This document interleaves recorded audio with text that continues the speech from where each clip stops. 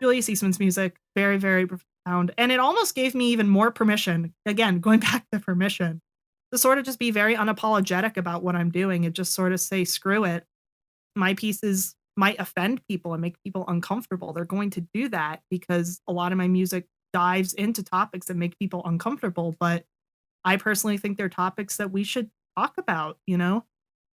A lot of people like to pretend that, queer people don't exist. Well, sorry, a world without us has never existed. But there are things that people experience all the time that we just don't, we still like kind of see as a sort of like icky sort of thing, like periods. Like half the people on this planet have periods roughly. And we still see it as like this thing that's like, ugh, like we don't want to talk about that or think about that. Like, okay, all right, I guess.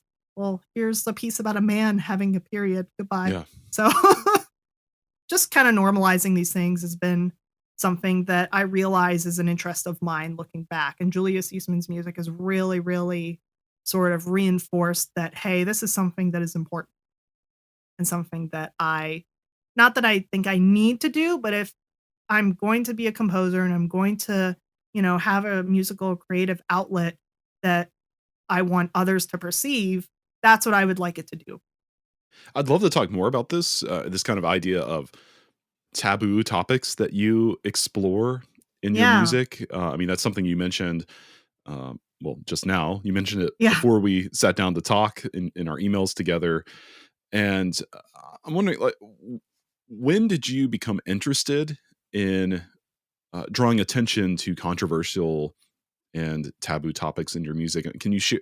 You've shared a couple examples of this, but can you share some more examples of this and Yeah. in your work and how it kind of fits into everything else we've talked about so far? Yeah. So interestingly enough, it wasn't ever an active decision. It was something that I realized I kept kind of circling back to and it was a part of the process of me, going back to the pillar of my composition is learning, learning about these things that I don't know about. And it's like, okay, why don't I know about these things? Why don't I know about what happens to us after we die? Why don't I know about, the experiences of trans kids? Why don't I know a lot of these things? And some of these things I do know and I do experience, but they're things that I'm encouraged to not talk about. Things like periods, things like my feelings on certain laws happening across the United States. Things like the overturning of Roe v. Wade, all these anti-LGBT laws happening in Florida. These are things that are on my mind constantly. And these are things that I think so much about that they kind of come into my music, but because they're things that I grow up in a society that has me encouraged to not talk about them, sort of labels them as taboo in a sense. So I would say the fact that they're taboo is not an active choice, but a consequence of my interest. That makes sense.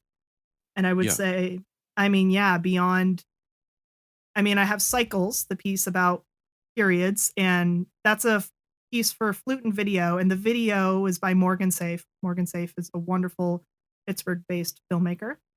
That piece has who I believe is a cis man experiencing a period.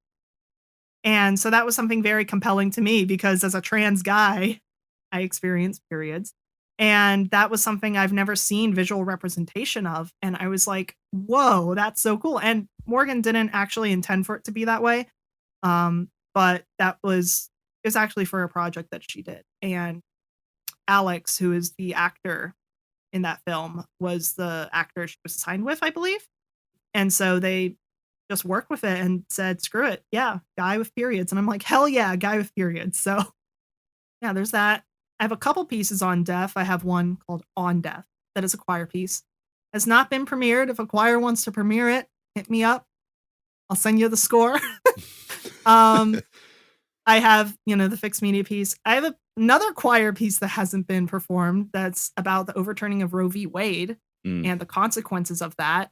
Yeah, and then of course my piece is just about my identity as a queer person. I mean, I would argue in a way that is taboo because there are still a large portion of, at least in the United States, of our population that does not want to even acknowledge the existence of us. I mean, I have a friend who their parents will not let them meet their younger siblings as themselves, as Mm, a trans person. Like, it's yeah. like when you come over, you have to use the old pronouns and stuff, and it's like, okay, well, I mean, it's really, really, really horrible that this still happens. I mean, I've had instances where, I would have a family gathering sort of situation and there was someone with kids invited and suddenly they're not coming once they learned I was there, for example. Like, it's weird because to me, being trans is not a taboo thing at all. I think, yeah, this is totally normal. This is my daily experience. And to lots of really cool people, yeah, trans people, they're people. They exist. We're here, of course. But there's enough of the population that is so icked out by us that think we're the weird ones that they decide, yeah, no, we don't want anything to do with that. You know, it's just really interesting. So a lot of my music that's about identity, because I'm a queer person, I would say does kind of tie into being arguably taboo in that sense as well.